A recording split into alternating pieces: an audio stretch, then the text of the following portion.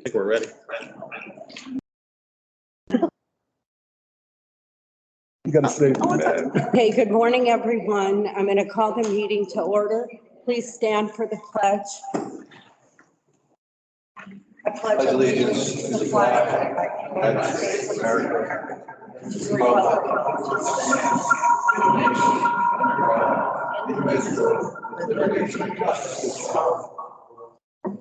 Okay, please silence all cell phones.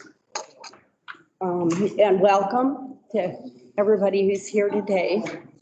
We will start the meeting with the approval of the agenda. Is there a motion to approve the agenda as presented? So moved. Second? Second. And I've been asked to do an amendment to the agenda to add an additional purchase request. Is that still what you want, John? You still have that additional purchase request? Yes. Okay. Any other amendments to the agenda? Question, just want to make confirmation that the agenda we're looking at has 3 items under new business. Motion to do the tree removal, suspending rights, and a presentation on the geese population. Is that correct? That's correct. Thank you. Right. Okay, so do I have a motion to approve the agenda with the addition of the additional purchase request? So moved. And a second? I'll second. All in favor of the approval of the agenda with these new, the revised agenda with this new item, please say aye. Aye. Okay. Next, we have the announcement. Yes, we have motions that have been presented. Excuse me. Excuse me, please come to order. Thank you. We have some, the first motion that we have proposed motion from Director Daly regarding the Pelican Drainage Pipeline proposal, phase 1 and phase 2. Do I have to You come? want to read that unless you want to? I can read it. Okay.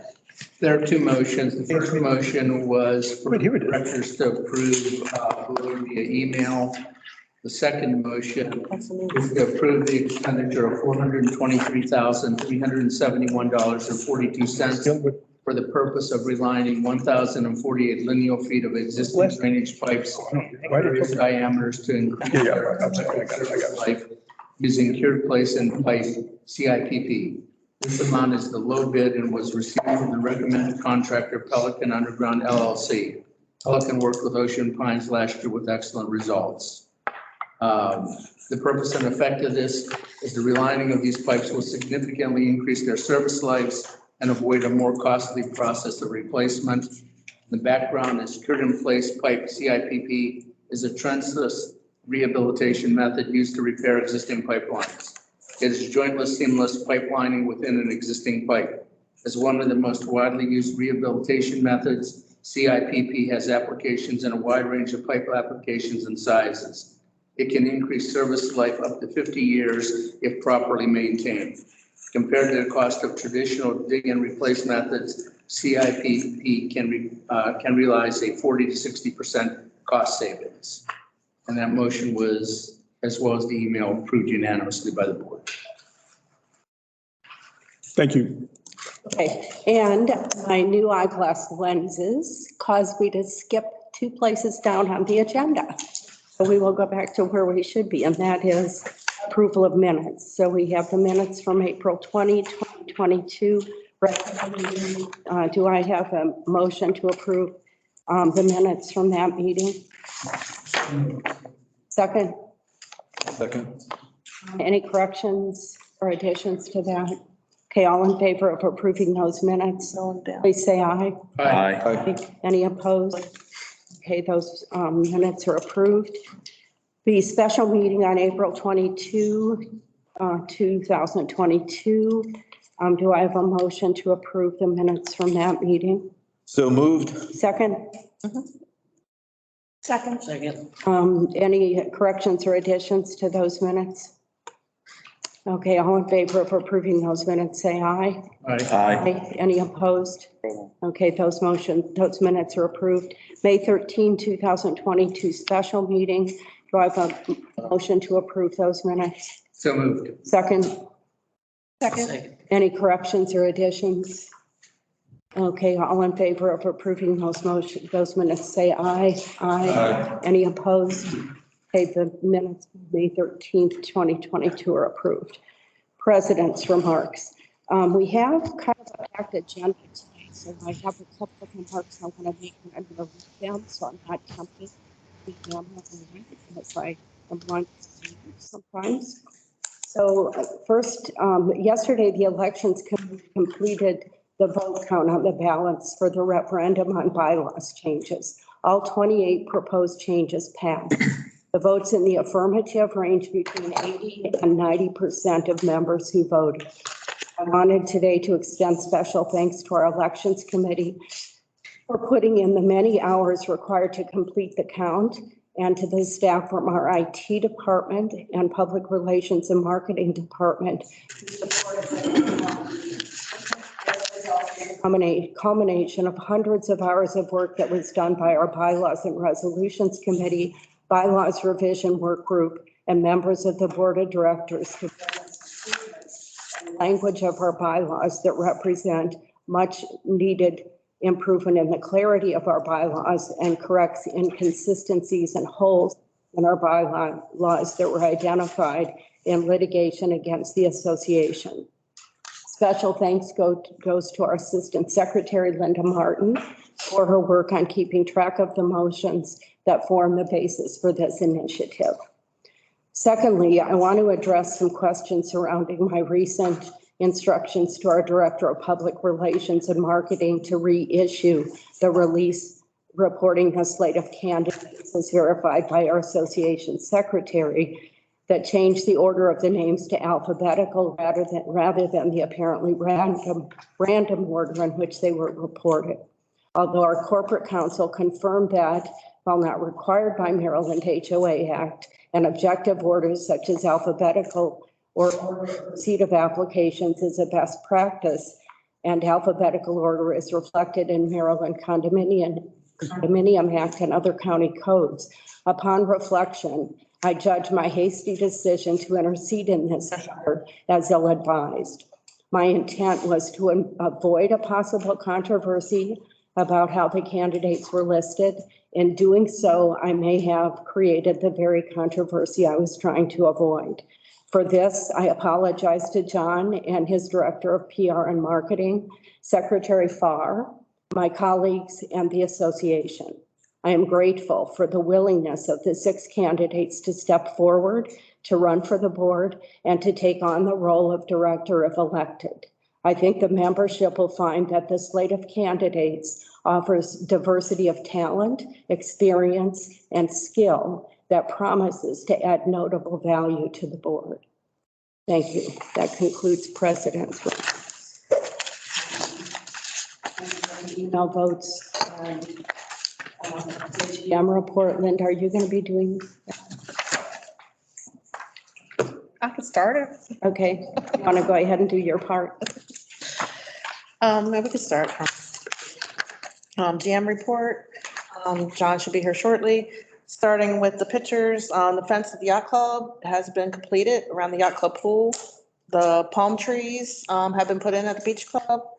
The marina ramp, we did the repairs to that, including the wood and the ramp itself.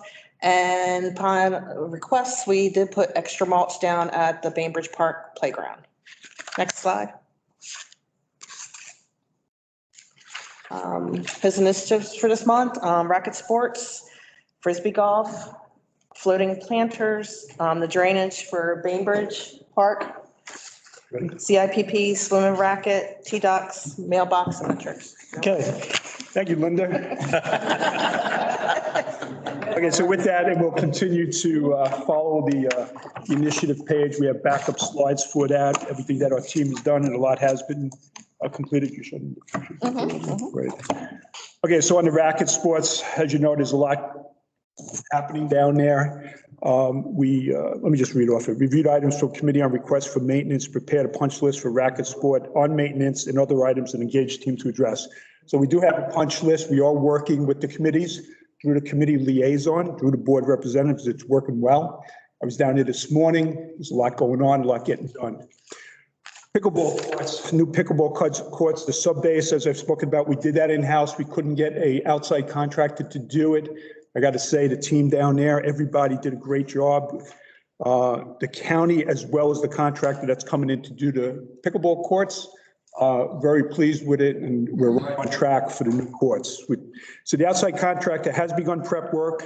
He came in around 5:16, did all the laser work and everything, checking out the sub base. Now, again, this is a sub base which will be below the sub base that the contractor will put in for the courts, which should definitely make these courts a lot better than the ones we have. This was all engineered, and we worked tight with the county. In addition to the new courts that are going down there, we are working on, I got the same contractor, and of course, we got an economy of scale getting them in at the same time. But he gave us which I'm going to ask for approval on the cracks. So they are going to be doing the crack maintenance at somewhere around 60,000. I believe you gave me the approval for that last time. So everything looking good there. I'm hoping that they get in there within the next week or two, depending on the weather and the heat, and that hopefully they're done somewhere by the middle to end of June. Communication update for Racket Sports Community Association will be done throughout the process. I'm working with Josh, and we will keep everybody updated, as well as the Racket Sports committees and everybody down there. Frisbee Golf. Turn the page. Frisbee Golf. Okay, so Frisbee Golf, we did have a town hall the other night, was, I believe, well represented for an hour and a half. The team, Debbie Donahue, Rec and Parks Director, Brian Dean, who was the individual from Eastbound Disc Golf, was there, as well as myself, to answer questions. We answered questions, and hopefully to everybody's at least answered all their questions. As far as follow up on that, this is a trial basis. I will evaluate as time goes on, and so will Debbie, and get feedback. So this is something, Berlin did it. They did it as a trial basis for a year. They made a few adjustments, some that I'm already making, is maybe where we're going to position one of these metal baskets, and there are 10, as you can read up there. And we'll go from there. But we are monitoring, and in fact, I will be doing a walkthrough with several of the homeowners in the next day or two, weather permitting. Trial basis, talked about that. Yes, we have all the insurance on both ends, on our end as well as Eastbound Golf. Turn the page.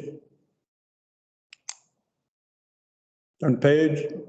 Voting planters. I included this, normally I wouldn't have, but I did get some feedback on it, positive feedback and some questions.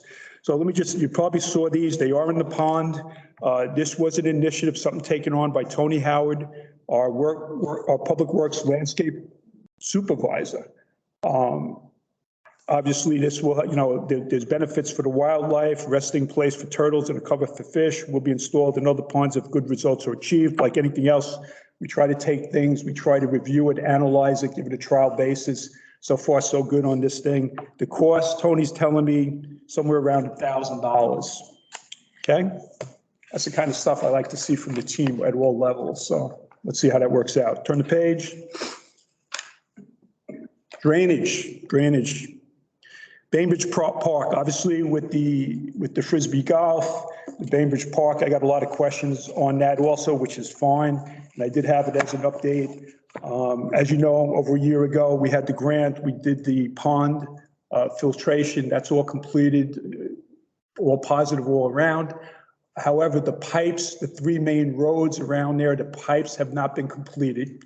And they were not completed. We have to work in conjunction with the county and with COVID and supplies and contractors. There has been some delays, but a lot of people see the equipment there and see the material. So let me give you an update on that. All right. So been in contact with Worcester County. We've been coordinating the project with them. There was COVID situations. The county did start. They were there on 5/16. I was told they have to, as you know from other updates from me, they have to move the utilities in order for us to go in and do the pipes. So they are beginning to work on that.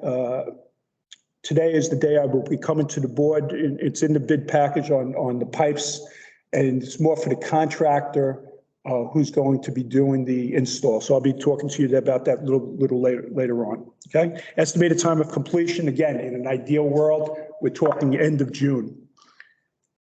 In addition to that, and I heard the board talked about it because they did do it, and I thanked them, they did it electronically. I got approval on the Pellegrin CIPP, which is very important for us.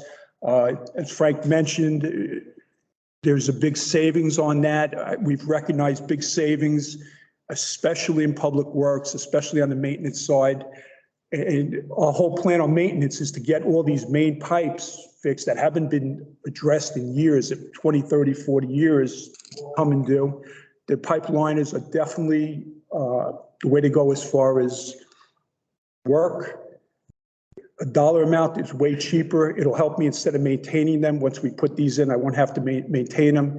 It is coming out of the reserve for drainage, so that's a shift that we'll have to do going forward. But we're excited about that. He should be in June. He had the same situation where he couldn't get the material. So we're a little later than I was hoping. And I'll talk more about later on when I do the finance section on how I'm going to pay, how I recommend that we pay for this, right? But that will all come into play. Turn the page. Swim and racket. Okay, so, we talked about deferred maintenance. We do see some favorability, obviously, in our budgets. We have been doing deferred maintenance. I did have a situation down here a couple of weeks ago where a pipe burst or whatever. While I was down there, we did do a review. We are in the, and you can see the bottom picture where we had to do some repairs, but also I felt that that building was in need of a paint job. I went by there the other night. It looks good, nice crisp paint job. We have our team, we're doing it in-house. We'll be done with it before Memorial Day. The roof, I'll be coming to everybody in the fall. Well, somebody will be coming to you in the fall. And then we have that in the budget to replace the roof. Now that they have the furniture and everything out of the inside, we'll see what we can do in there, but we're definitely going to work on maintenance there, whatever we can now and after the season. Turn the page. T-Docs. Okay, so the T-Docs, again, all approved. I've been updating everybody for a year. There was a delay. I mentioned that last time. The delay is going into June. We probably won't receive the docs. They're being built down in Florida. We have the contractor all lined up to put them in. He's aware that we're going to be a little late with them, but now they're telling me somewhere around July. The construction cost is $65,000. This will not affect the water taxi that I've spoken about in prior board meetings. We still have spots for them. Captain Ron is working with that, and we should be okay. Okay, but the T-Docs are on their way. It's just like anything else with COVID and logistics today. Turn the page. Okay, Linda is, as you all know, Linda's handling the initiative for me, for us. I just want to talk a little bit about the mailboxes before she does it. When I give you the update and the favorability to the budget, which is part of the GM report, I am going to have favorability. Some of this favorability, or a nice piece of it, is the mailboxes that I believed, as tasked by the board, that I would have maintained over the last few months, the last period. Because of COVID, because our team, we had 8 people on our team out for a couple of weeks with COVID, because of, again, logistics and getting the material, it's going to be shifted now, and I'll let Linda hand off and tell you where they're at. But that work now is shifted in my 2023 year. So I have favorability in 2022, and I'm going to come to the board asking for permission to allocate that for the mailboxes, which was not in the 23 budget. So with that, let Linda give you an update. I know she's got some piece of information. Okay, we did have Public Works reevaluate the mailbox sites again to confirm the ones that need to be replaced. Later on in this meeting, GM will be presenting to the board a bill replacement for the mailbox and pedestals. I know previously reported, we said we had the pedestals on back ordered. The order was actually canceled because items were out of stock. We found another supplier for the mailboxes and pedestals.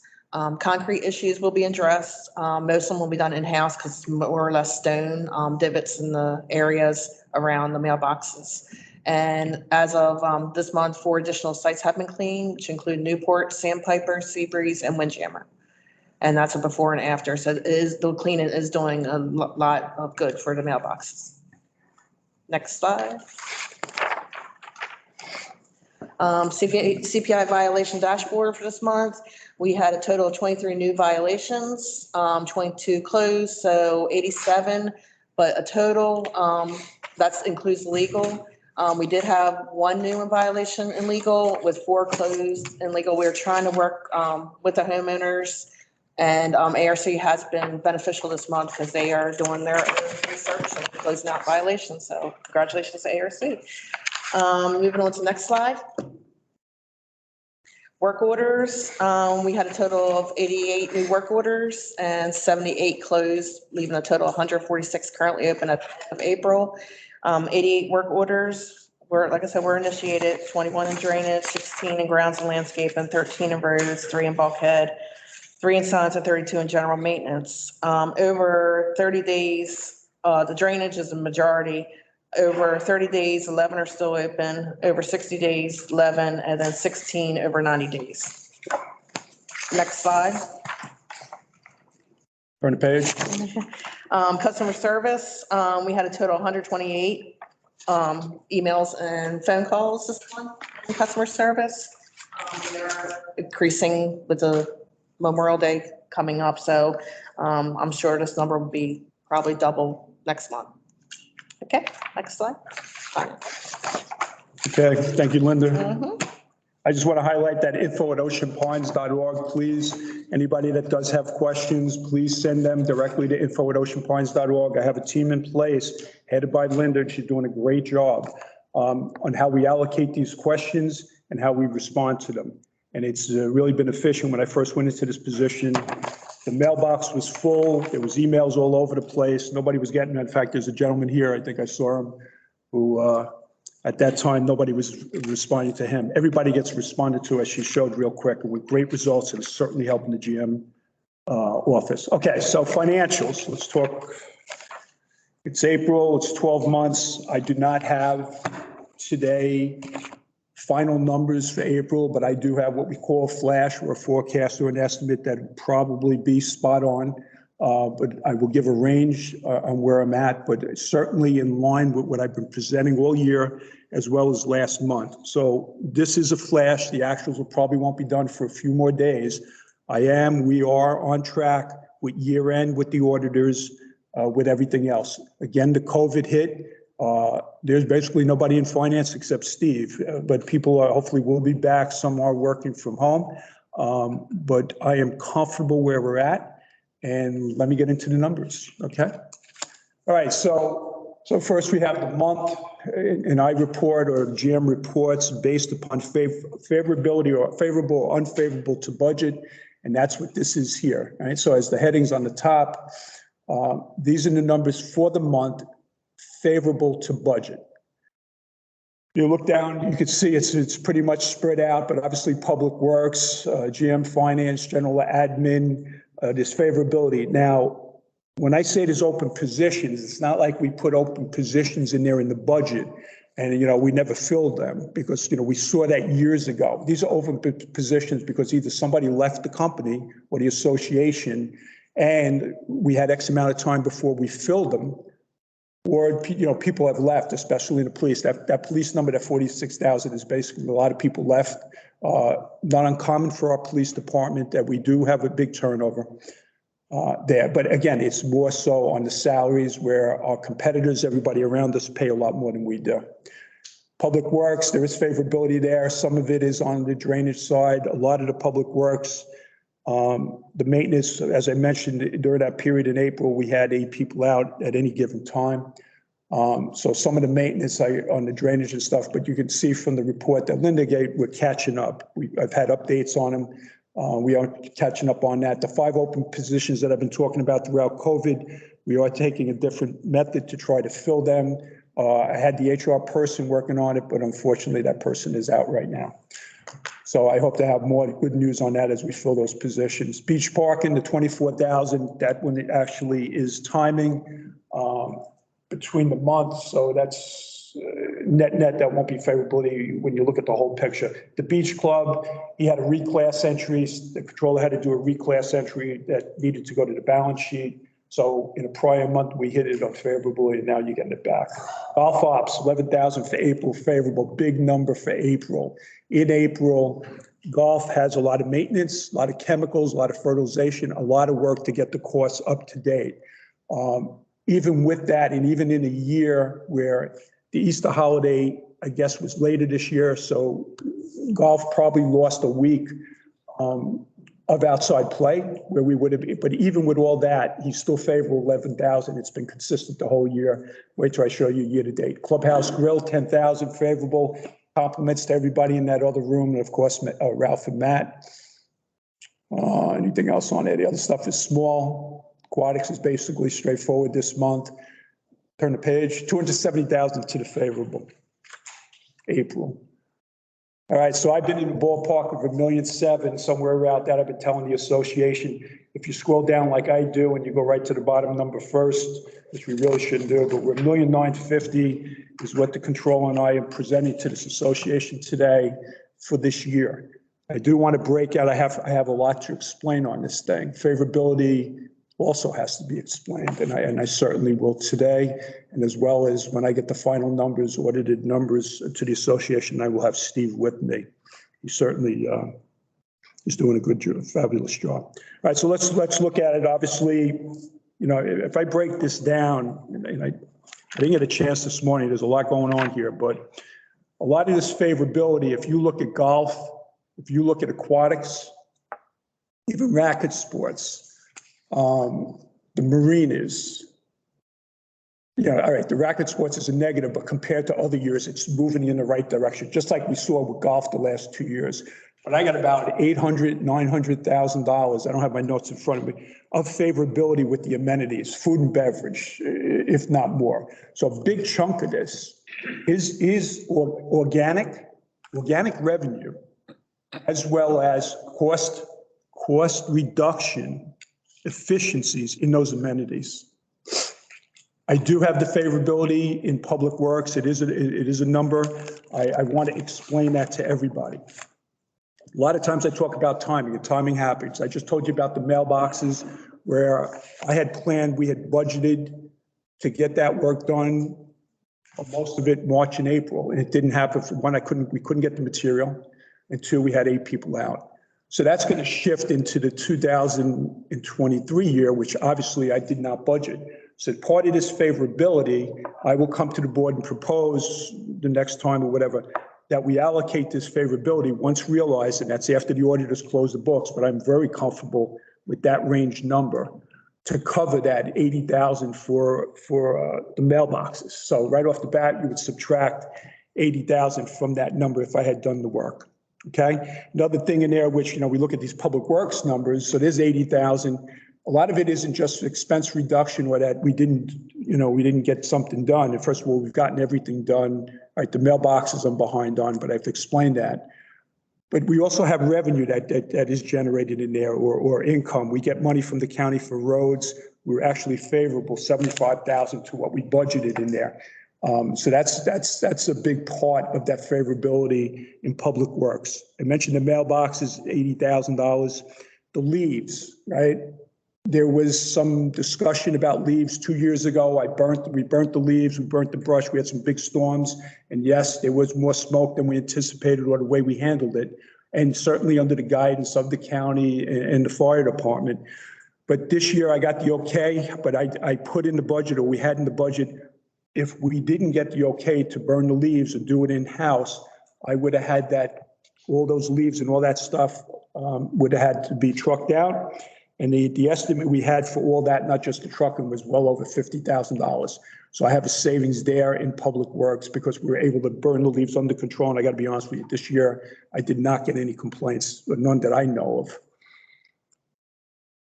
The boardwalk down at the beach club, we did. The year before this one, we did a lot of maintenance on it, a lot of painting. We did a lot of work on the building.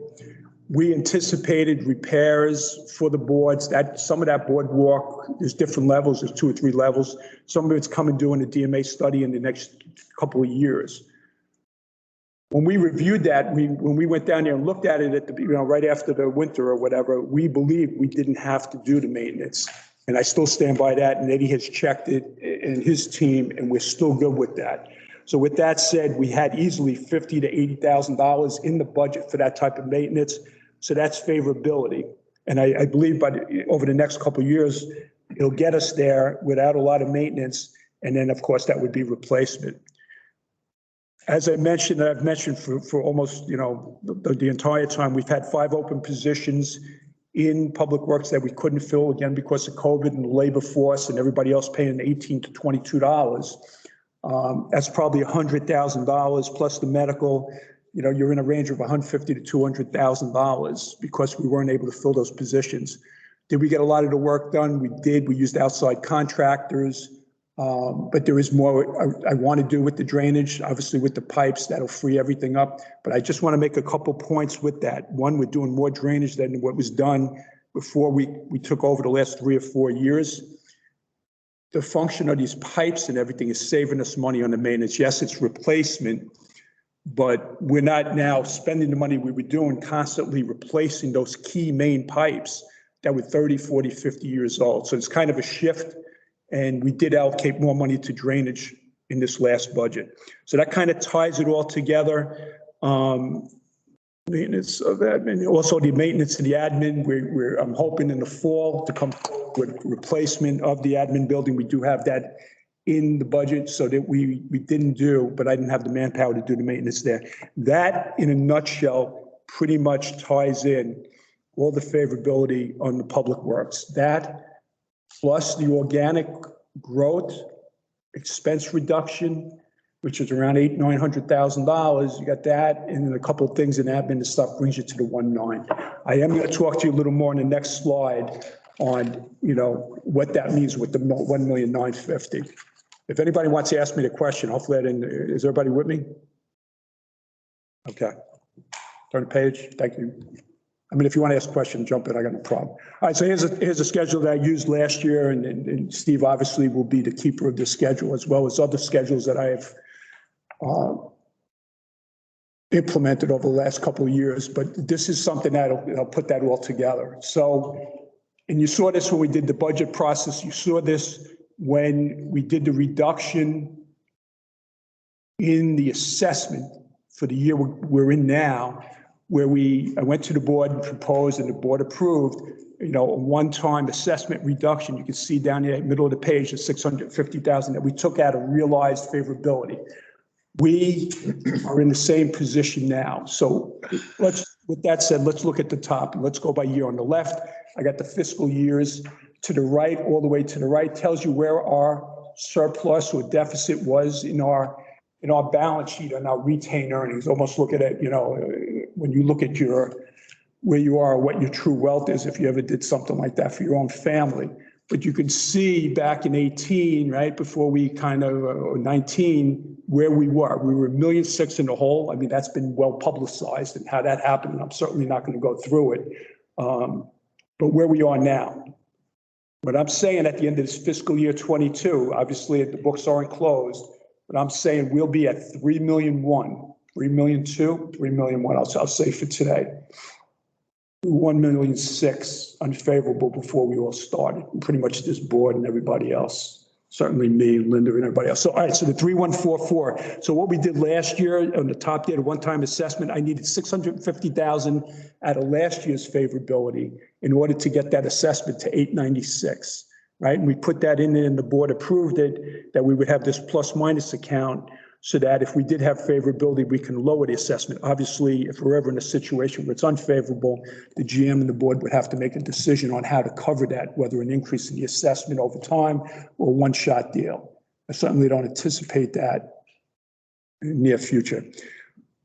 I was tasked, the DMA study, as well as BNF, and even my team, Steve and myself, we wanted to get a cushion in the road reserve. We were basically flat. We spent whatever was in there, which was roughly $100,000 a mile. We would try to do 3 miles. Remember, we got somewhere around 84 miles, 86 miles, so we kind of have a plan. What we did last year was we allocated out of the surplus, $350,000, to try to build up to that $1 million, right? So I asked the board if I can have 3 years to do it, at least 3. So with that said, in the T-Docks, we paid for the T-Docks out of the surplus. So now you go down here, the bottom part there, which I should have put in red, that's what I'm forecasting and I'm anticipating going to the board with in the next couple of months. So if you look at where we're at today, if you want to put another 350 in the roads, and then that's in addition to the 300 we normally put in the assessment to do the 3 miles, that 350 plus the 350 that'll be in there now, we're up around 700,000 of that cushion or surplus that everybody asked me to do. You allocate for the pickleball cracks, payments, timing. So because I had this situation with the pickleball courts, we didn't have it in the budget. It was a big number. It could have been, I could have used maintenance for it. But I said that I would recommend to the board, and I believe I'm there, let's take it out of the surplus. So I will be coming to the board asking, and I've said this before in other meetings, and I've basically gotten the okay, because this isn't going to take place in April. It's going to take place in May, June. I'm going to need $60,000. That's all been approved. And then the $80,000 for the mailboxes. Again, you know, if I had done the 60 and 80 this year, that 1940, whatever I told you before, the 1950 would have been reduced by that. It's all plain, it's all transparent, it's just timing. We're estimating now, just quickly this morning, Steve and myself, that if you want to stay, and again, these are just proposed, projected at this period of time, and certainly earlier than we've ever had these kind of numbers, I may need $750,000 to keep the 896 and yet still cover inflation and everything else. So that number may change each month. That's just a projection, just to get everybody idea. Obviously, the board will vote on it, and we'll get input on how to do this when we do the budget and B&F. Even with that said, and again, those are just projected numbers, we still would have a surplus in funds of around 900,000. I mean, that's pretty much, that's tying everything in a nutshell from you, from P&L to balance sheet to your reserves, where we're going to be over the next year, as well as the next budget. Any questions? Yeah. So to be clear, for those that don't dig into the financials, understanding that we're dealing with inflation, headwinds, all the other stuff going on right now in the macro economy. Right now, it looks like whatever that number is, when we put together all of our expenses, there'll be an $88.20 reduction based on the surplus.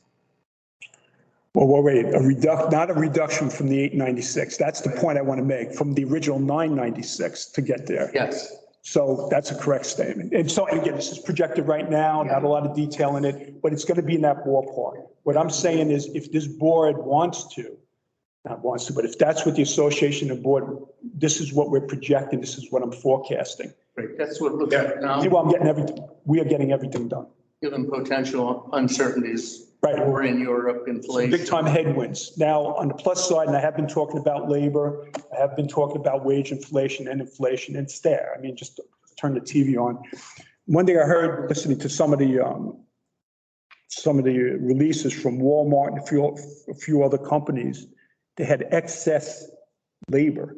So I'm hoping that that'll help us also, because that's the labor pool that we're competing with. And they were paying, and we kept, every time we went up $3, they went up another $3. So, and we have increased our budget for that. So, yeah, Frank, somebody had a question. Hey, John, if you, we're looking at the surplus, and I believe in October of this coming year, the state legislature is going to look at requiring a certain amount of funding be in the reserve study, and has to be reviewed every 5 years. You don't have to answer it now, but I think that's something that we need to keep on the table with regard to whether or not we should consider funding the reserves, you know, with some of the surplus rather than our normal. So, and Doug, thank you for bringing that up. I should have had that in there, but let's talk about that. So we know that exactly what Doug said is that, you know, they're talking about homeowners associations. Now, I don't have the regs. I don't know exactly what they mean by a lot of that. It isn't out there. But here's where this association is with that. Is first, we already did a DMA study. We did a DMA study, 4 years ago, or whatever. We did a DMA light study that I asked for, and we put in the budget, half a year ago, whatever, like Doug said, October. In that review is where it came up from B&F and from, what's the guy's name over there? What's the guy's name? I always have the guy, what's his name? Tom Green. Doug. Doug Green. Doug Green. I keep calling him Mo. Doug Green. He recommended, he was in agreement with BNF. I know Doug was there, Tom Piatti. I saw him walking around this place. But it was Dick, you know, to get the roads to $1 million. We are already doing that. And you can see in 3 months, 4 months, I'll be at 750. So I believe, Doug, that we're already doing that. I don't anticipate there being an increase in the assessment unless some regs come out, because we are pretty much in the range, right? And I have Steve do a schedule that goes out 5-10 years projecting the contributions as we're going along with an inflation factor that we got from Doug Green, as well as what I see coming due for our replacements. And I'm going to be on the high side of that 28% that the board has approved, BNF recommended, for the amount of money we should have in the general reserve. So I'm there, we're there, unless something different comes or if somebody wants to increase that number. But you're right, then if that decision or some regulation says you got to have 40% of whatever, which I'm not anticipating, they want you to go along with that outside firm that's recommending to you. But if it is, then there could be either an increase in the assessment or it'll just come out of, I still got surplus there. Yeah, no, good question. Anybody else? All right, thank you. Page. Treasurer's report.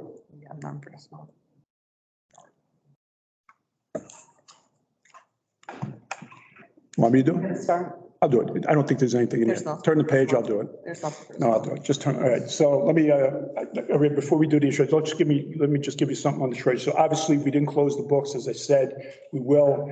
But if I just go back to last month and what we went through and what I went through with BNF and what I can remember, I don't know if Doug was in there or Larry was in there, both of them, but when you look at our cash position, you can see the increase in cash. And I'm not just talking about when the money comes in at certain months when we do the assessments. We know when anybody looks in May or April and all said, oh, you got millions of dollars. Well, yeah, I need that to run the place for the next year. But even before that, our cash position is better. It's been the best. It ties to everything else in that schedule I gave you. So our cash is good. The rates of return, we're getting on the CDs. Steve is all over that. He reviews it with BNF. They've been down like anything else. We've proved it with BNF. We've gotten better rates from our bank. They've been a good business partner over the last 3 years. But we are looking at that and we are looking at other banks. But the cash is there. BNF goes in, they sign off on all the bank accounts. I believe the treasurer does also. These are all controls I put in place to ensure that everything is done timely, unlike 4 or 5 years ago. That's the treasurer's report. Looking good. Okay, so Larry was trying to get in the meeting. Oh. Apparently has not been able to. So, I have no idea. yeah, it says, I got a text from Josh that IT was trying to get him in, but apparently All right, well, that wasn't successful. covered it, right? Yeah. Okay, so now we have, John, would you like to introduce our guest? Yeah, so, all right, so one of the big items and you know, Steve will tell you, we do the budget process, and a lot of times we have to project what the insurance is going to be, what our premiums are going to be, because it comes due a little later. That's how it's always been structured or whatever. We're fortunate to have a good team that we work with. They have definitely worked with us. I asked them to come in to do a presentation, which they will, on what they presented to Steve and myself and with Dan, and I forget who else was in there, but Cindy's here. She'll present her team. I know Megan's probably like, Cindy, go ahead. Let me get out of this. So I'll just introduce ourselves. We're Dealey Insurance Group, so we do the insurance for the community association. I'm sorry, I have my back to you all. And could you step a little closer to the microphone there? Sure. So I do believe you have a PowerPoint presentation that they're putting up for us. Josh? Josh? He's in the clouds. Josh? There we go. There it is, Josh. All right, Josh. There, Josh. Thank you. So since I've spoken to you in person, I'll keep my back to you. How about that? So first of all, I'd like to introduce myself, Cindy Hall. I'm the Executive Vice President at Dealey Insurance. Megan is your representative here for the commercial insurance for the association. And we've also had Diane Frederick here, who works for the agency on some of our personal lines. So a few facts about Dealey for those of you that don't know us. We are an independent local agency. We're located in between Ocean City and Salisbury, Maryland. We have had the honor of working with this team for several years, and we are very pleased to present the insurance renewal proposal to you all today. And Megan will go through the details of that. But a little bit about ourselves is like I said, we're a local independent, but we have about 4,000 commercial clients and 11,000 personal clients. We specialize in areas of trucking, hospitality, human services, and what's near and dear. Oh, I guess next slide. Yeah, I was supposed to say next. So next slide. There we go. Yep, so that kind of gives us a little bit of who we are for those that are in TV land. But moving on to the next slide. One more, there we go. So this is, we have, even though the three of us are here today, we have a whole group from our office that work specifically on the Ocean Pines. So again, Megan is the go-to person that works directly with Steve and also with John. Next slide. And then we have a service team that is also involved in this. So we have one person that's dedicated to community associations, and that's Melissa Esham. And then Amy Bonetta directly works with Megan on the internal workings and communicatings with all the various departments to make sure that everything is current and moving smoothly, not just for renewal, but throughout the year. And then the rest of the team is on the claims. So we actively are participating in anything that we need to be doing, supporting the association with claims that they need assistance on and or prevention of. So I'm going to turn it over to Megan to go through the details of this year's renewal, but thank you again for having us as part of today's presentation. All right, next slide. So I'm going to add a little bit to the, what our community association practice does within the insurance. They created that CAP team because we recognized a need for community associations, and we service over 500. We go from condominiums to homeowners associations ranging in 3 units to 10,000 homes. Physical assets range from 250,000 to about 200 million. And we can insure anything from restaurants to piers to bouncy houses that Ocean Pines has. Next slide on their events. What makes us different? When we take over an association and every year, what we do is we audit the existing insurance policies against the governing documents of the association. We make sure nothing's changed over the year. And as Cindy mentioned, we have a dedicated claims team. We collaborate, and we had done this with Ocean Pines as well, and you'll see some results from that with the management and the association to reduce claims. We support associations at meetings. We work with carriers risk adjusters to review potential risks and advise on ways to reduce those. And we also monitor pending legislation that would affect a community association, and we always keep you informed. Next slide. Couple of professional affiliations. We are members of the Delmarva Condominium Managers Association called the DCMA, the Community Association Institute called the CAI. So we're very involved in those as well as chambers. Next slide. We like to keep our communication open. So we like to keep our insureds up to date on what is going on. So we put out quarterly newsletters dedicated to community associations. We have a magazine that we send out biannually. And then we also have monthly email newsletters affected or just for associations. So if anyone would like to be a part of that, they can give me their email and we can add you to it. Next slide. Part of that communication is we like to keep everyone abreast to what's going on with the insurance industry. Coastal communities have always been limited to the numbers of carriers that will write the business. The closer you are to water, you're closer to high winds, or even, the proximity to your neighbors can cause rates to escalate. And over the past 2 years, commercial property insurers have experienced a very high loss costs. A number of factors have gone in for that. There's more frequent catastrophic weather events. I'll give you some details on the next slide. Broken supply chain impacting the cost of construction materials like lumber and steel, labor shortages in the construction and transportation sectors, and high inflation. Next slide. So while weather events are the primary cause of damage and destruction, rates have also soared because of COVID-fueled supply chain crisis and, as we just mentioned, construction materials. But for the fourth time in the past 5 years, insured losses caused by extreme weather events exceeded $100 billion, with 10 of those events at $1.5 billion each. The main component to that is the wind, and it's just caused the rates to skyrocket. Liability lines of business continue to tighten with the impacts of social inflation, COVID-19, increased claims expenses and settlements, and then just the cost of reinsurance for the carriers. Here at Dealey, we have an annual client commitment, and this is just show you the process of what we go through behind the scenes. We start with information gathering, we review the current program, we analyze the risk exposures, we send it out to the markets to ensure we are getting the best pricing and coverage.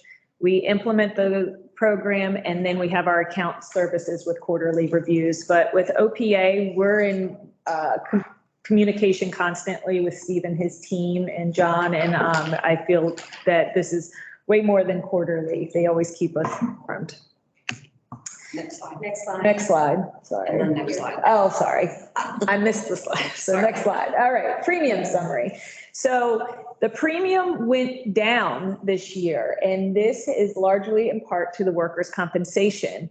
The OPA team has worked really hard on reducing their claims, and you can see how their efforts impacted their policy. So last year it was 533,763. This year it's 514, but you can see $40,000 of that was due to the workers' compensation.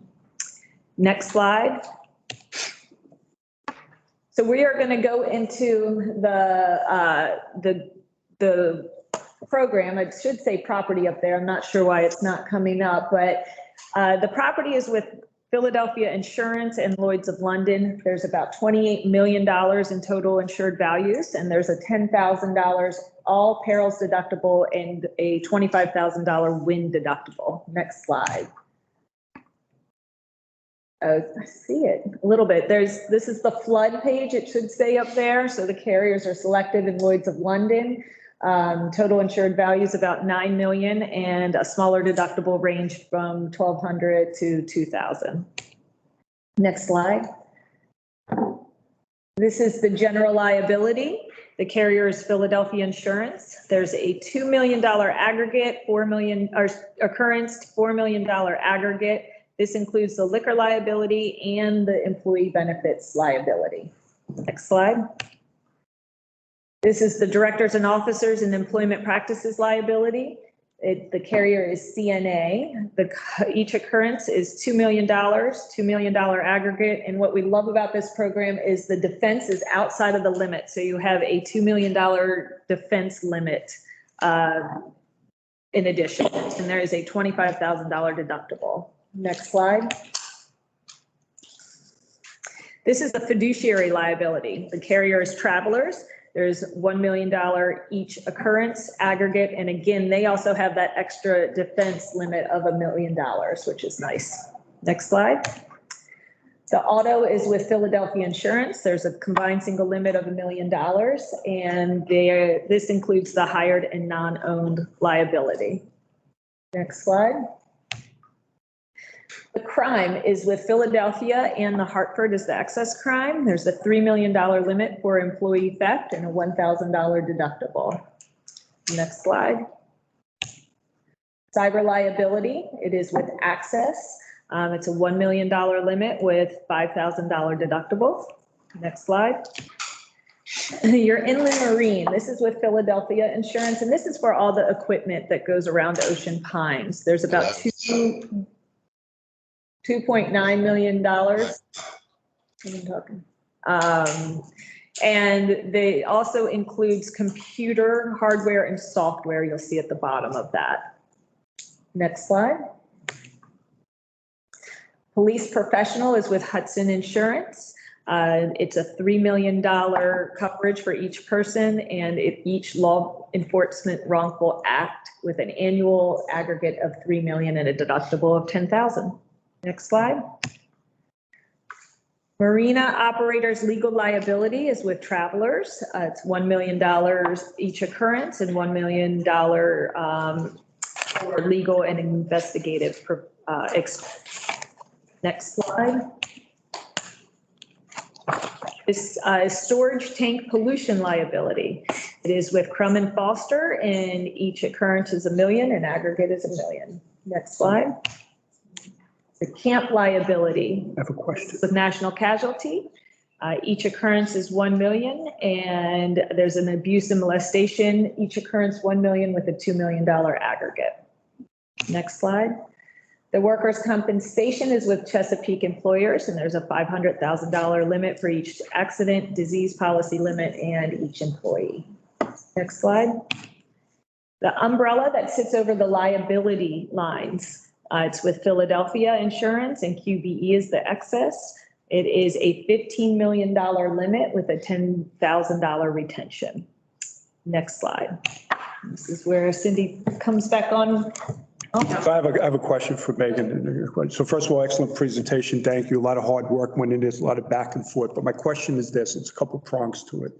Is first, what you presented today, what our premium is and the insurance coverage we have, how does that compare to what I had last year and even the year before? Absolutely. So if we go back to page 13, that has the premiums. So last year you were at $383,360. And this year, that's for all policies except workers' compensation. And this year, as we spoke about, the cost of insurance has risen, and that did rise to $404,000. That was due to the rates. We added a little bit, the values change a little bit. And but the claims have been excellent. And then when you see on the workers' compensation, it went from 150,000 to 110,000. So a significant decrease. And again, that's to all the hard work that OPA has put into their employees, training and preventing claims. So this is one of the only reductions that we have delivered and all of our clients in this market. So it felt really good. I know it's still a very large number, but it is on the right trend down. Right. So then thank you for that. I'm glad everybody got to hear it. The other thing is, as far as a benchmark, other associations or other companies or anything similar to us, are we in the ballpark, or how do you assess where we're at? So we do have tools that can help us with that and see what other associations are doing, not only locally, but across the country. And we were pleased that Ocean Pines increased their umbrella this year from 10 million to 15 million. We felt that was a good choice by the association to do so. And that falls in line with the amenities that the Ocean Pines Association has that falls in line with the average as a $15 million umbrella. Yeah, I certainly wanted that. So you did deliver it. Okay. We have three more slides. Oh, sorry. So real quick, and I want to reiterate that too, is that we have seen very little reduction in insurance throughout all of our clients. And like we said, or I don't know if I pointed out, but we do have over 500 associations that we work with, community associations. So that was in part too the kind of response that we get and the commitment that we get from the department on the communication to the carriers. The carrier has a very good relationship with Ocean Pines. And so that helped us when we were working through the renewal process to be able to help encourage as little increase as possible in that. And again, hats off to the work that your teams have done on keeping down the work comp. So I also wanted to make sure that we reinforce that please look for us for your personal insurance. We certainly enjoy being able to help not only the association, but all of the members of the association as well on your insurance for your individual homes or condos. So please look for that. Next slide. Please. Cloud. There we go. So the other thing is we do take our business to heart, and we really want to participate in our communities. And we do that through our daily serves, where we give back to other organizations local. We participate both by being part of something and also working with our specific keynote charities. But it's a big part of who we are. It's the culture, and we like to make sure that we're within the communities. And this is being one of the communities that we like to try and make sure that we're providing support in, sometimes golfing. So next slide, please. And the other thing is we certainly have participated in some of the events, both local. Diane was here with Melissa, who is part of our community association, at a recent event at the community center, to make ourselves available. And we're certainly happy to be available in anything else that we need to be. So I believe that would be in conclusion. I think there's no last slide. Yep, that's the last slide. So thank you all very much for having us. We really do appreciate it. Have a great day.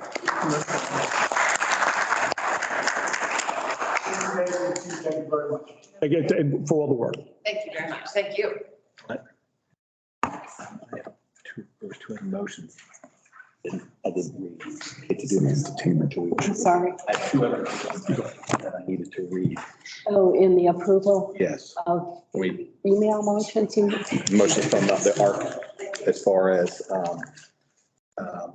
are these new motions? Yes. For the new business? yes, ma'am. They need to be added to the agenda. Is that what you're saying? Are they in here? Yes, they are in here. Okay, so we'll get to that. Yes, if we can go ahead and get to those before public comment, if that's okay. Well, it's under new business. Okay, gotcha. I just wanted, I mean, are you going to be here yes. for that? Okay. So, the Dealey Group for their presentation. And so now we have public comments. I want to remind the people who are wishing to speak that we have a 5-minute speaking limit. You are to tell your name and property address as you introduce yourself. And we'll start with people in the room.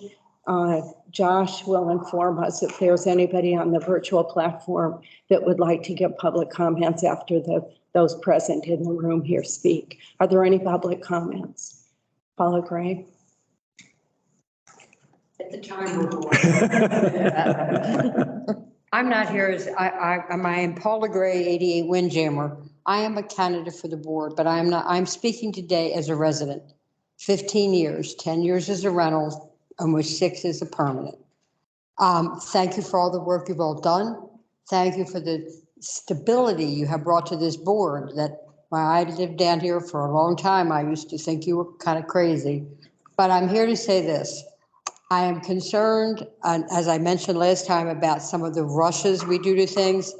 I have really concerned because I used to go to board meetings on Saturday morning where I mentioned at the last meeting where the treasurer and the general manager walked in and said, we had this much, we spent this much, we have this much coming, have a nice day, bye. Okay, and we always lost money. And I have watched the stability of our financial picture over the past 5 years, which I value greatly because I intend to live a long time. So what I would like you to do is back off a little bit because no one can deny the financial and fiscal responsibility that we have seen with Mr. John Viola and his people, okay? The board that's getting elected will have 3 brand new members out of 7. Okay, that's close to 50%. One should not saddle the new board, whoever wins, with the probability and possibility of a general manager and the people he might bring aboard who could not continue what we just saw.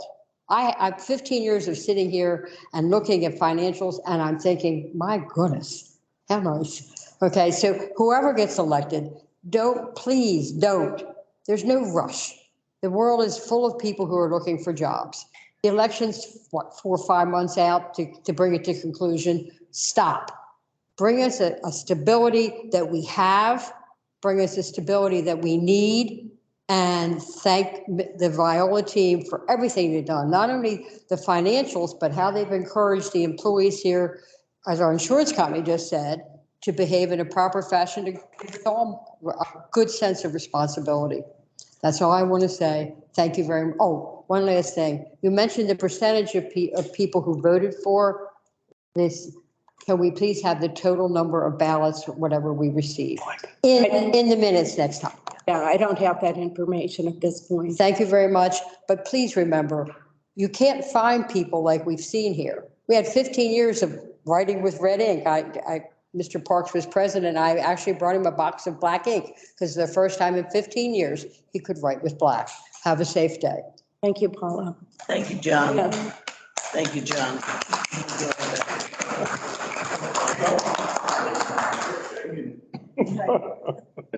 Let me make a comment regarding the rushing. We have a human resources professional on board. Okay. My business is recruiting. There is a difference between rushing and checking the box. It's like a flight. Right now, that the board is taking the position of answering something that is not appropriately done in a meeting. Oh, yeah, it is. I can respond publicly. We are not rushing.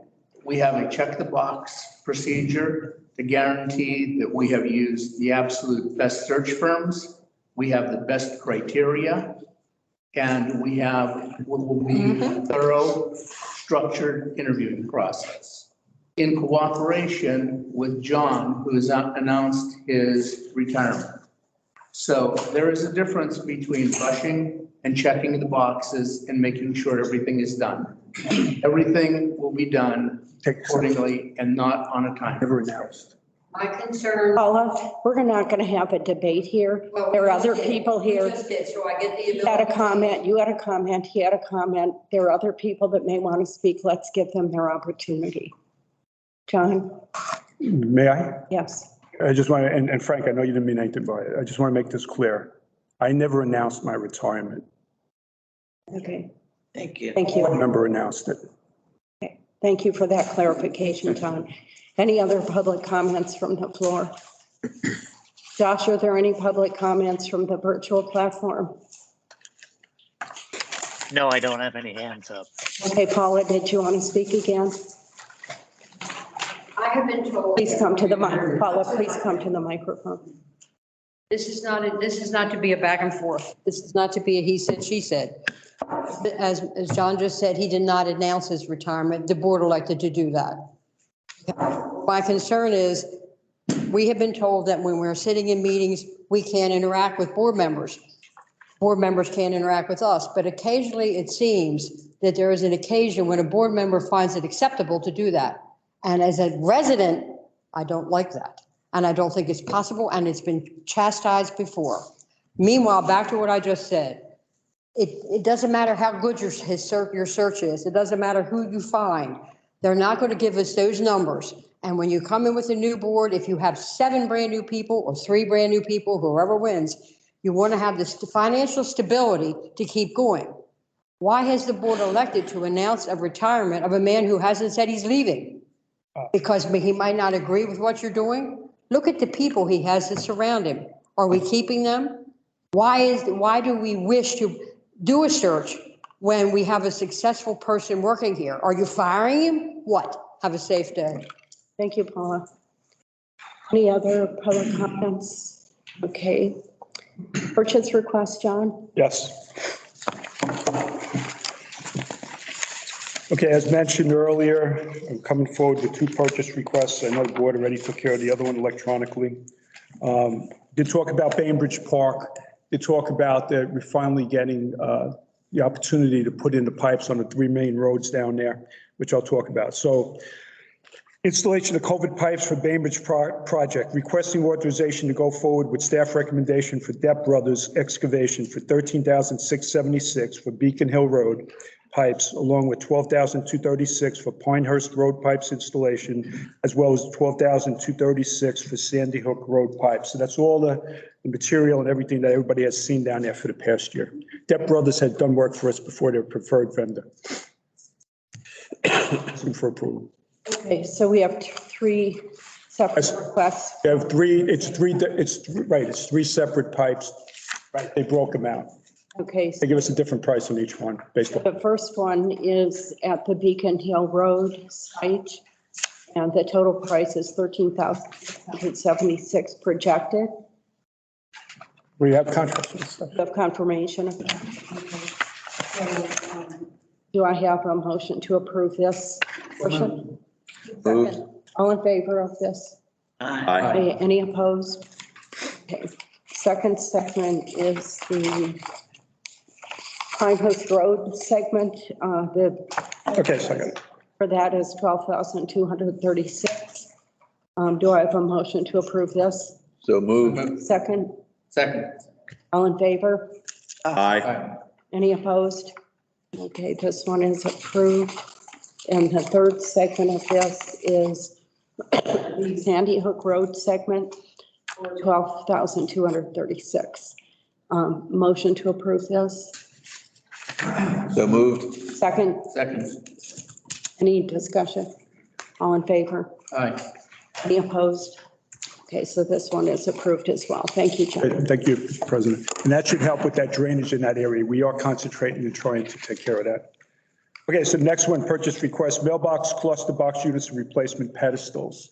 And so we've seen a lot with the pedestals, they're rusted, and then the clusters fall down and all that. So we talked about it earlier, but requesting authorization to go forward with staff recommendation for $60,987.32 for Salisbury Industries to obtain these pedestals and the mailbox clusters. Please keep in mind, we took this over from the United States Post Office, so this is not equipment that I can just get at Walmart or anything.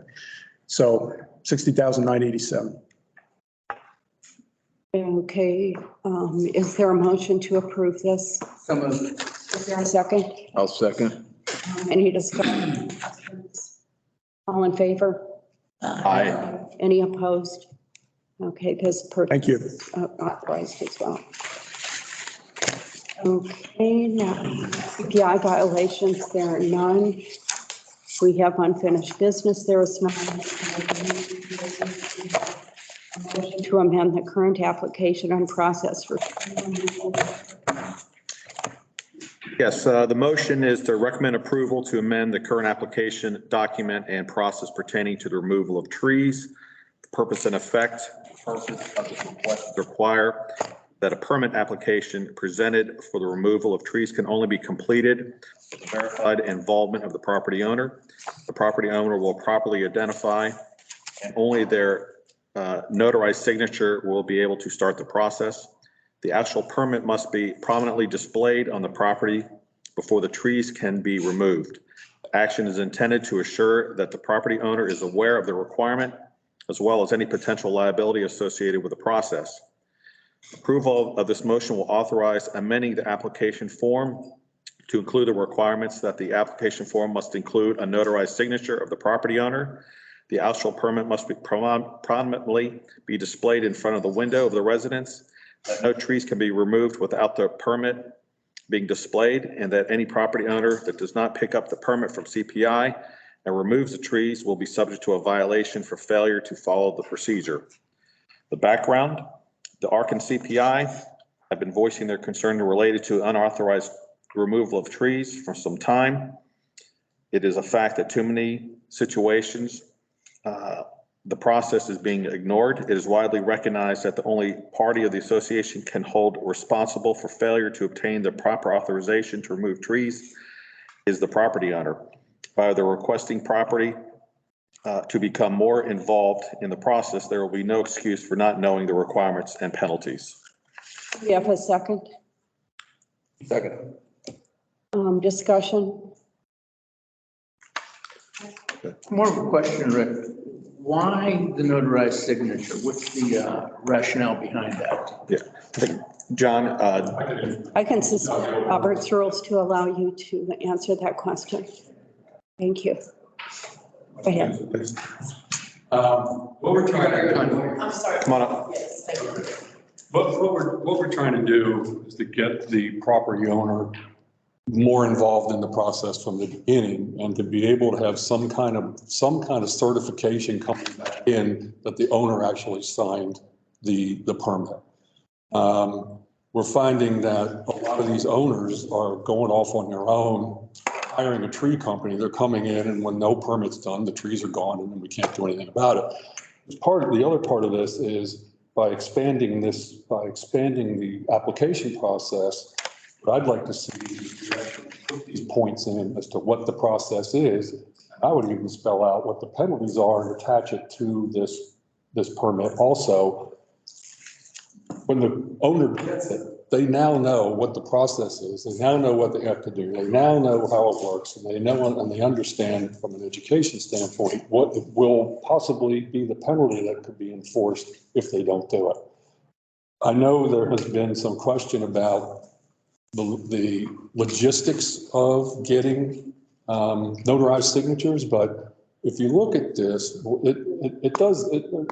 I think it's a minor inconvenience personally, because if you live here, notary is free. You can come into CPI, Billy Traggle's a notary, she'll notarize it for free. Most banks, customers will get free notaries with most banks. The other thing is, every one of these applications is available under the CPI tab, the Ocean Pines website, or in Word. You can fill those things out. Not like you have to be here to pick up a person. You can be at home, print it. If you're not here, take it to your bank, get your free notary, scan it back. I think these people can be involved from day one, and that's where we need to be. As far as getting the permit displayed, I know talking to Josh Vickers, he's sitting on permits that weren't even picked up. So the process is just kind of breaking down all over the place. And we are getting a lot of complaints, comments from property owners saying, what's going on with all these trees? I actually had one person tell me the reason I bought here was because there were a lot of trees in this community and they all seem to be getting taken down. So this is our attempt to try to get a handle on the process, make sure the owners understand what's going on, make sure how important it is for them to start the process and get the ball rolling and live with the consequences if they don't. Gotcha. I guess I'm okay with the process. I'm okay with tightening the process. Just, and several years ago, I had trees removed from my lot. It just seems to me when you talk about if notarized, it was not in, right? Somebody shows up on my property to remove a tree and I haven't authorized it, I'm going to go walk out and ask them what they're doing. So to me, when a person shows up on your property to remove the tree, they don't show up randomly. They show up when they're contracted to do that, when you pay it to do that. And following I don't see where the notarized signature makes a difference in following the process or in our ability to enforce it. That's the only question I have. I'm fine with tightening the process. I'd be fine with tightening the process a lot further, but I just don't understand the notarized signature part. And that's what I wanted clarification on. It's really to make sure that the owner is the one who's initiating and totally involved and buying in to what this whole process is. And you're right, somebody shows up to my house and wants to cut down a tree and I didn't hire them, they're not going to cut it down. But these people have hired folks who don't have the proper permit. Some of them I doubt are even licensed, and their trees are all gone before we can do anything about it. So, and we're not talking about everybody. All these things are for a small portion of people who just ignore what the right thing to do is. Oh, you had a question? Yeah, two thoughts come to mind. One, that Frank mentioned the idea of the notarized signature. I wonder if just signing the permit in front of, an authorized representative of Ocean Pines, somebody in Public Works, and that perhaps, anybody there would also be considered. That may be a way to prevent them, or maybe even to encourage them to say, you really don't need a notarized signature. You can actually come, and as long as they can verify who you are, I'm sure, and John, maybe correct me if I'm wrong, they would have access to your lot number and your address to confirm you are who you say you are. So that may be a way around that. The second thing is, and it dawned on me that, if we're going to make these requirements, should it, be communicated to the local tree companies to say that, by the way, we do require that the homeowner have a permit that's been issued and verified by OPA. I certainly think there's no administrative overhead putting that information out on our website, but certainly perhaps communicating to the local tree companies that, by the way, please be aware that this is a requirement.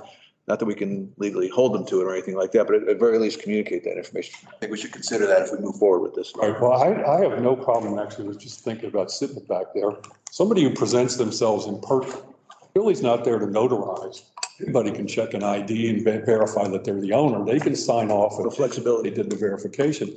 And I do think it's a good idea to get out in front of these tree companies, send them a letter, even show them the permit and what's going on so that they know that they can't show up without a permit. So I have no problem with either of those two things. I'd like to say something. I actually agree with the notary. Billy is notarized. If you're going up there asking for a tree permit or you want to submit it, she's just going to put her 2 cents on it. And then that makes you accountable being the homeowner.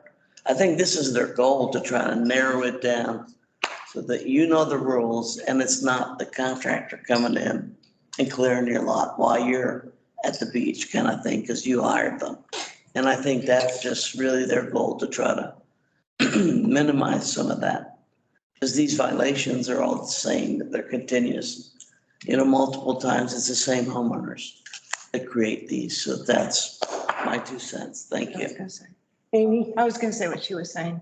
Okay, so I have a couple of questions. All this red text on this form, is that all new to the form? That was the addition of the.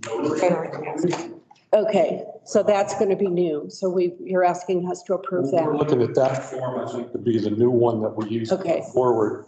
And as I said before, probably isn't a bad idea to attach the process, step 1 to 5 or 6, and the penalties to go with it, that the owner would get when they also pull the form down from the website. Okay, and then help me understand. I thought I heard you say that tree trimmers will show up on property and cut trees down and the owner doesn't know about it? Well, Is that what you're saying? I'm just saying that these people are all contracted, but what we do have, and what people have said, is a tree company will be cutting down trees on one property. An owner from next door will come over and ask about a tree being cut down, and the guy will look over and go, yeah, I can do that. Gotcha. So it's not so much that somebody's going to show up and cut your trees down without you authorizing it, but it's just to keep the. Okay. Honest people. So that the tree companies don't overstep the authority of the permit. That's what you're saying. Now, I guess the question I have about this, I think the flexibility of somebody coming into the office and signing the permit in front of somebody. If the notary is not there, they're not going to be getting it notarized, but that signature will qualify? I mean, how are you going to, the form is going to be the same no matter. It's identifying the owner, being there, in present, signing the application. Okay. And so, I guess my concern is that if it says on the form that it has to be notarized, how do we communicate to the public that if they come to the office, they can get it signed, but the notary is not required? Is that going to be on the form, or are we just going to be easy on the enforcement of this? Probably put a notary for out of town and local signatures is the way we could probably identify and separate. Okay. Not signing in person, it must be notarized. Okay. So I guess we need to have that amendment made to this form to have that statement. I think the expectation was that this would be the first reading of this form. So I guess what we would need to say, what the statement is, if this is not signed in front of a CPI employee, notary is required. Is that what we're going to ask to add to this? We can get that point across in proper language. Okay, and then, so we are going to do the second reading of this at our special meeting later today. That starts at 6 p.m. Will you be prepared to bring copies of? So we want to amend this right now and bring that back. I mean, you could amend it and bring it back for this evening. Doug? Just parliamentary point of order. The second reading is only applied to a resolution. The proper approach would be to table this motion until the additional information is gathered, and it can be resubmitted at another time to be passed with the changes that are being recommended. Or could we amend the motion, Doug? You can amend the motion right now if you want to. But So let's do that. point of order that you also have to require that as part of that, you will revise the form. Right. So Richard, are you in favor of amending the motion right now? Yes, we can go ahead and amend that. so the friendly amendment would be that a statement will be added in the signature section of the In form. the signature section of the form that either CPI signature or the notary. Notarized. In person. In person. Or notarized. Correct. Okay. Okay, and so is there a second to that friendly amendment? Second. Okay, and any further discussion of this? Okay, all in favor of the motion as amended, say aye. Aye. Any opposed? Okay, so the motion passes, and so I guess you can work with Richard to make sure we get the form looking the way it needs to look. Fine. And I guess with Linda, I'll have the form. they'll take care of it. I'll take care of it. Thank you. Thank you, John. Galbraith? I'm sorry. Who was the gentleman who was speaking? John Gilbert. John. You an OBA board? I am chairman of our professional. You chair of the department? One more point of order, and I'm a stickler for that. What we just did is we needed to approve the friendly amendment. Okay, now we also have to go back and approve the motion with the friendly amendment in it. That's the proper procedure. Is that a motion you're putting forward right now? Yeah, so the way it happened is. And is there a second to that? Very good. Yeah. Second. And all in favor? Aye. Aye. Any opposed? The friendly amendment is approved, the motion passes. Next, we have a motion to declare the existence of open violations from Director Farr. Yes, the motion is to declare the existence of the following open violations, hereby suspending the voting rights and use of association amenities for as long as the violations continue to remain open. We have 6 that are noted that have all gone to legal at this time. One is 41 Tail of the Fox Drive, 87 Martinique Circle, 21 Rabbit Run Lane, 5 Skipper Court, 73 Boston Drive, 43 Wood Duck Drive. The purpose and effect, the ARC and CPI believe involving this request will shorten the timeline to compliance, save the association money, and provide a better forum for property owners to work out their own problems as opposed to the Worcester County court system.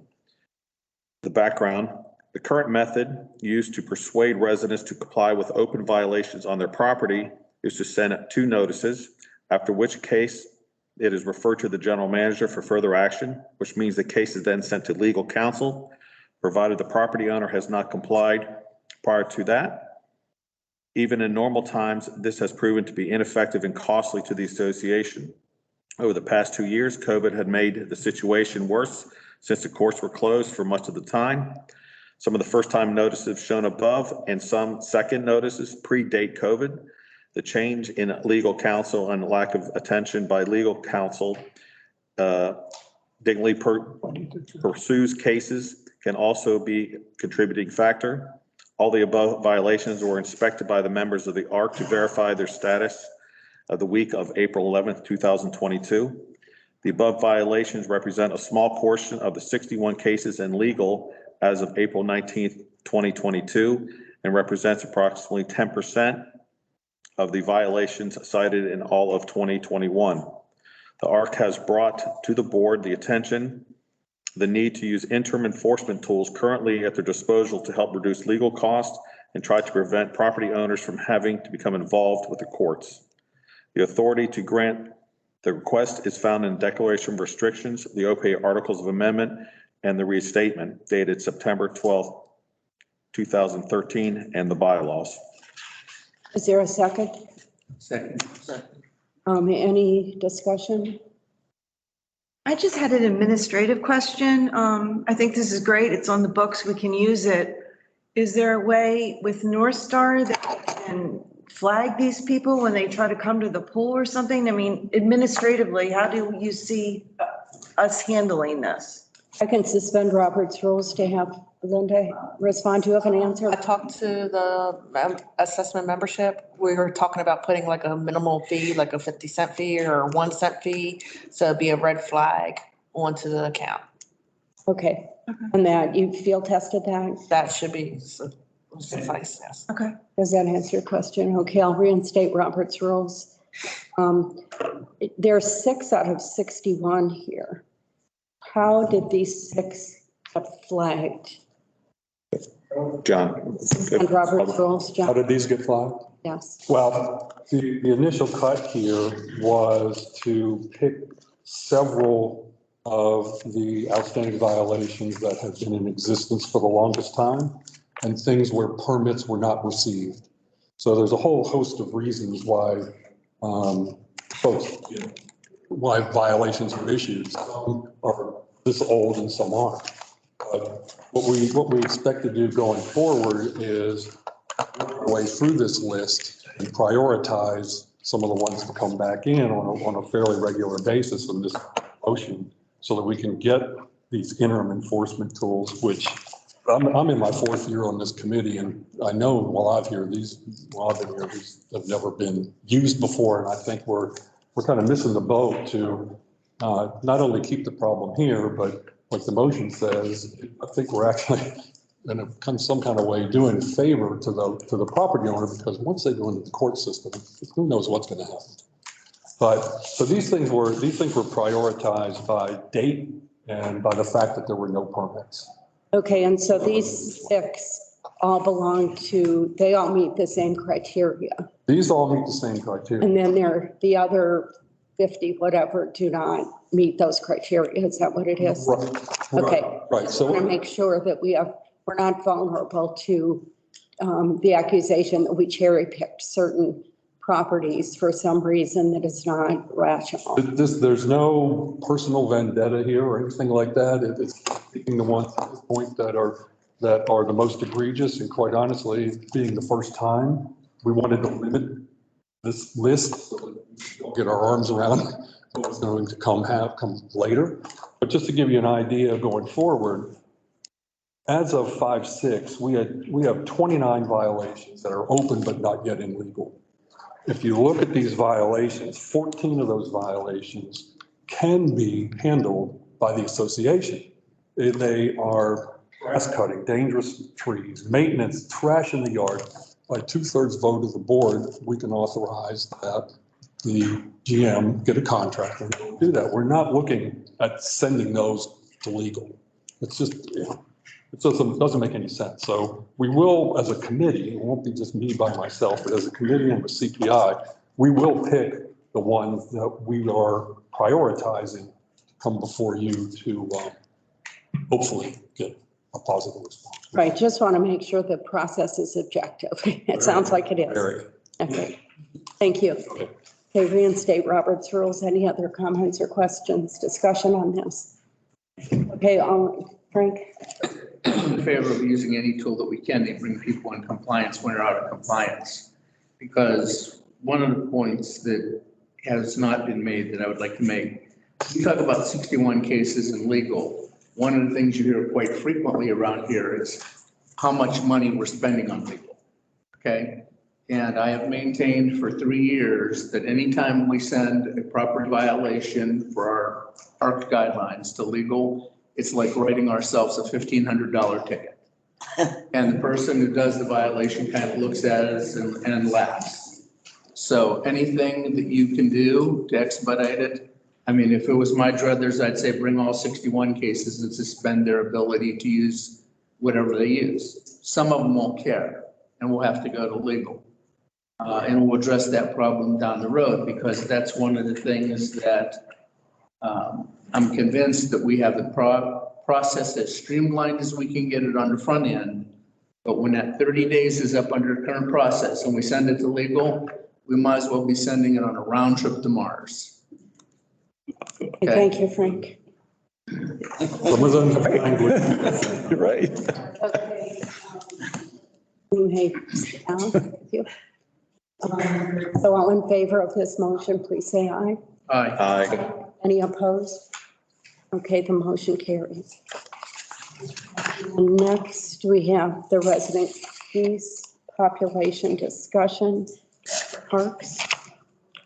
The topic is resident geese in Ocean Pines attempts at controlling the population. The Environment and Natural Assets Committee would like to make a presentation of the work they've done over the past 18 months regarding the geese population control in Ocean Pines. The Committee's been collecting and reviewing historical data regarding the various methods that have been used in Ocean Pines over the years to control the population of the geese in our area. They're reporting on the successes and the failures of these various methods and have researched state and federal sources of information regarding several other methods for consideration. So I'd ask that Robert's rules be suspended and we allow the representatives from the Environmental and Natural Assets Committee to make a presentation. Yes, suspend Robert's rules.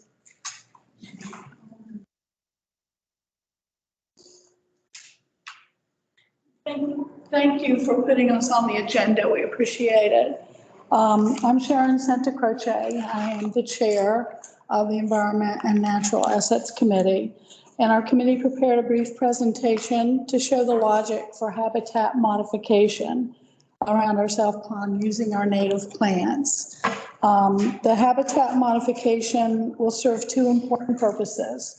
It will help stop the land erosion, one of our main goals, and also deter the Canada geese from gathering, building nests, and increasing their population.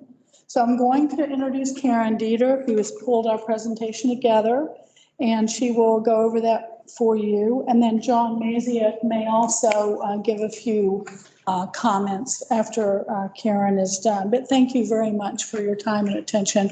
Our goal is, if you can give us approval, we'll move forward with a more in-depth project plan at some point. Okay, thank you. Thanks, Sharon.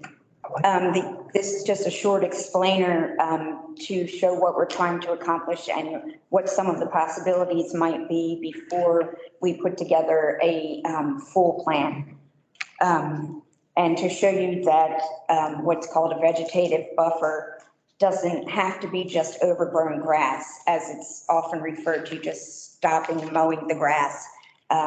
It can actually be a purposeful and beautiful planting. Next slide. So what is a pond buffer?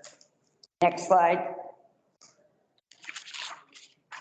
It's actually just a 20-foot wide strip of vegetation that would be allowed to grow around the pond.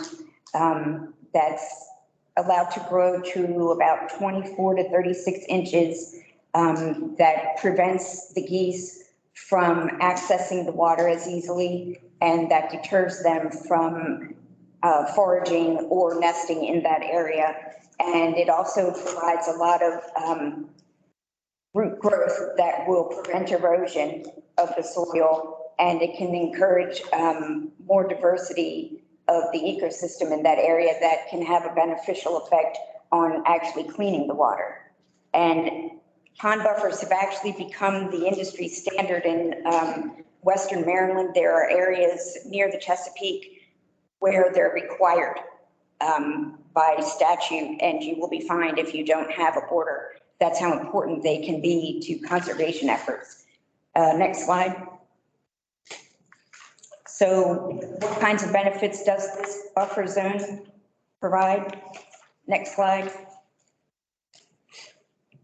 As I said, it deters the geese. Numerous studies over the years that started to really come to light in the 90s, and numerous studies have found that habitat modification is the best way to discourage Canada geese from congregating in areas where humans would prefer that they don't, because it lets them not be able to see predators through the grass, and they don't like going through an area of higher vegetation where they can't see. And it also, like I said, it hinders their access to the water. And also, they don't like to eat tall grass. They like to eat, their favorite fruit is actually newly mown grass. So by mowing the grass very short, you're actually encouraging them to congregate in those areas. The vegetative buffer will also filter runoff water with the roots of the vegetation system. It will keep a lot of the fertilizers and excess nutrients from entering the water system, and which, you know, connects to a lot of our wider bodies of water, and keeps some of that pollution out. It prevents soil erosion, which we can see in later pictures has happened to erode the pond shore very far toward the street in the South Pond. So there do need to be erosion mitigation efforts taken there. And it, like I said, it also improves the ecosystem. It encourages more of a biodiversity. When you plant native plants especially, it will encourage natural predators of some of the nuisance animals and creates more of a natural cleaning cycle that can help increase the quality of the water as well as the quality of the other vegetation around the pond. Next slide. But the concern might be because of the tallness that's necessary for the vegetation that it might look ugly. Next slide. These are pictures of the current South Pond, and we can see, especially in the first picture, that there's a high level of erosion there. There's very little land strip left where the pond is coming closer to the road. And we see a lot of debris vegetation and not much live vegetation in this area. We kind of see an area of more die-off than anything. Next slide. These are two examples of positive case studies that were cited in a manual by a lot of environmental agencies. These were successful in deterring geese and also stopping erosion. They were proven to have reduced the amount of congregating geese by about 50% in both cases. And as you can see, that there are numerous flowers and other purposeful plantings there that can make it look really nice. Next slide. So as you can see, it doesn't have to just look overgrown. If it's done purposefully and planned well enough, we can reap those environmental benefits as well as an aesthetic value from the plantings around the pond. Next slide. They recommend in all of the guidebooks that the different environmental agencies have published that you should use native plants wherever possible. We have a wide variety. These are specific to this area. We have a wide variety of native plants. We've been talking to Assateague Coastal Trust. We have a contact there who is very knowledgeable about the native plants and could make recommendations to help us come up with a plan and include a variety of plants for both appearance and the environmental benefits. Next slide. And as I noted, we've found extensive resources. This is such an important restoration concept that many environmental agencies as well as animal welfare agencies have printed a lot of guidance in the form of to-dos, case studies, suggestions for planning. So we have a wide variety of resources available to us if you were to allow us to move forward into creating an actual plan. Next slide. So just to conclude, a pond buffer doesn't have to just be unmown grass. It can be purposefully undertaken and thoughtfully planted to increase the beauty of the area as well as accomplish our environmental goals. Next slide. So we just want to thank you for giving us this time today and hope that you'll consider this recommendation that we've made, and then we could go forward with making an actual plan and coming up with the actual details so you could actually make a decision. Any questions? I do. Oh, well, I'm sorry if you want to go. I have a couple of questions. First of all, well done on the presentation. Somehow I got a copy of this. It was on my desk. And Josh, if you could just go, if it's okay, if you could just go back to all the flowers around the pond. I like looking at that, but just a couple of questions. First of all, excellent. Let me just get back to this. There you go. So when I saw this, I love this. So one, and I agree on the erosion, and I haven't followed up on this yet or anything. Can that be put back, or am I done? That's the erosion and that's it? Or can I still, or I know I got to check with the county and everything else, but have you looked at that? We talked to Billy Weiland at the Assateague Coastal Trust, and he brought that up as a planning issue, that we would have to talk to professionals to determine, how much of the erosion could be put back and replaced and how to actually go forward with that. Right. So, again, I loved it. So do we have any type of estimates on the cost of something like that, or we haven't gotten to that point? We haven't gotten to that point. However, I will say that in doing the research, I found a lot of grant opportunities. It's a possibility to fund this through a grant because the Chesapeake Bay Trust was one possibility I found. They offer a lot of grants to homeowner associations who can present them with a viable plan. And because of the contribution it's actually making to the Chesapeake in a roundabout way. So, I mean, I just have one more. I love it, absolutely. But my question is this, and I agree with you, the high grass and all that. So you're saying, and I hope it's true, but I'm just asking, this definitely stops the geese migration, 50%, 100%, 10%? It was there were several case studies in one of the manuals that I found where it was between 50 and 70% of a deterrence, because they actually they took the time to measure and set goals for how much they wanted to lower the population. And if it's done professionally and done correctly, yes, they've proven that it can deter the geese that much. So professionally, and I get it when you say it, so that there are actually firms that do this, or yes, you know of, and you know of them and you have it? Yes, actually I do. There are professional pond management companies that have goose mitigation as one of the things they will do for you. Thank you very much. Yeah, well, first, like John said, thanks for the presentation, and I'm fully supportive of it, okay? Just one comment and a little bit, some other comments on moving forward. You mentioned that the barrier is 20 foot wide, and in one of the photos, it showed the south pond near Ocean Parkway. And 20 feet of barrier from where that water line exists today out is going to make it kind of dicey for people walking along the road on Ocean Parkway. That has to be considered. But more importantly, I wouldn't expect that answer today from you guys. As you work forward, we're going to need a schedule. We're going to need a cost estimate.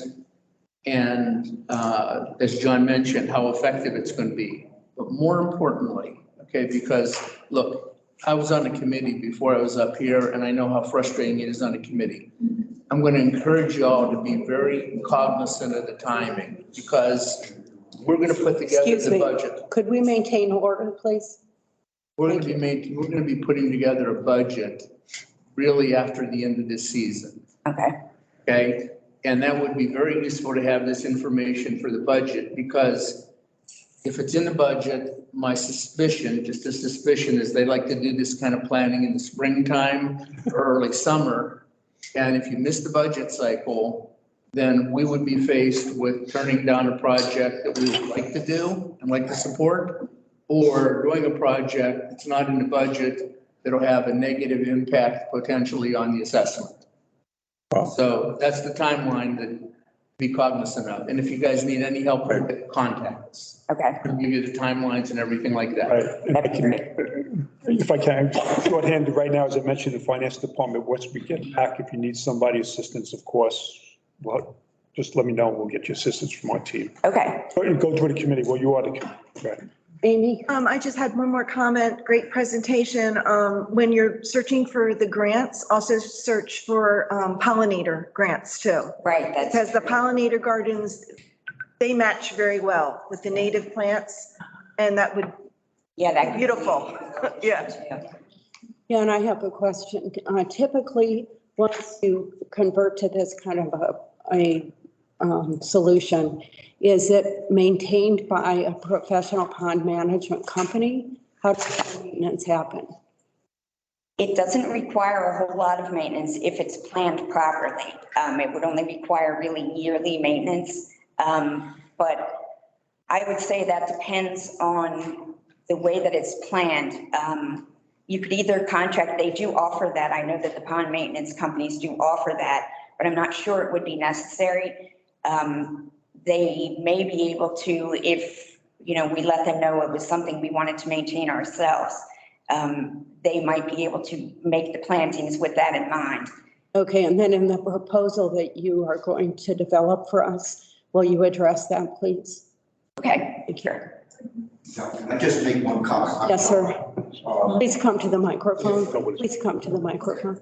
If you, Worcester County has its own shoreline commission, and they talk about how to work the banks out. They actually give you some general idea what the costs are, but if you contact them, they will help you do this, and they have people that they have used throughout it, and so that they'll come out and look at what's there and give you proposals to get it done. And are you on the committee? Are you working with the committee on this yourself? I'm on the. Yeah, so you guys will address that. She did a really nice job with the presentation. I was just trying to, but I just wanted you to know that this isn't here. This is for Worcester County. And if you actually look at the whole Chesapeake Bay area and all coming up from up the Atlantic Ocean area, this is where everybody's going right now. They're going to this restore their shoreline because it has tremendous effect on the quality of the water, which also affects the bacteria, which also affects what's growing. And if you've noticed right now, one of the big deals with global warming, and I know you don't want to hear it, but the temperature of the bay and the Atlantic Ocean is increasing right now. And it's having a huge effect on the quality of and the types of fish that are living. And now we're going to have shrimp. I don't know if you know that or not, but shrimp's working its way to those too. So there's going to be a lot of changes. And so one of the things you're going to do is make sure you can stabilize your coastline. Thank you. Yeah, we have a wide variety of resources that we can call on. Thank you, Yeah, Dan. and I just want to get consensus from the rest of the board that they're okay with the committee reaching out to the county and any other resources they might need in order to get the information we've requested from them. Yeah, absolutely. Sure. Okay, thank you. That was a terrific presentation, very informative and exciting option. Thank you. And so you'll convey to the committee the go-ahead. Shall do so. As a liaison. Okay, now we have a couple of appointments. Beth Gismondi, Architectural Review Committee. Is this a new application? First time. Application, okay. And so the endorsement from the chair indicates that she is a long-term property owner in Ocean Pines, giving her insight on how the community it has evolved. Her experience with Worcester County should prove to be valuable. Wonderful addition to the committee. Is there a motion to approve this application? Second. Second. Second. In favor? Aye. Any opposed? Okay, this application is approved. Next one is Parks. Is this This is brand new. brand new? Okay. And so the endorsement states that Mr. Frazier has demonstrated his interest in good ideas. He will be an asset. Is there a motion to approve this? Second. Second. All in favor? Aye. Opposed? Okay, this one is approved. The next meeting date, regular meeting date is June 22, 2020 at 11 a.m. Do I have a motion to adjourn the meeting? So moved. Second. Second. All in favor? Aye. Adjournment at 12:54 p.m. Thank you all for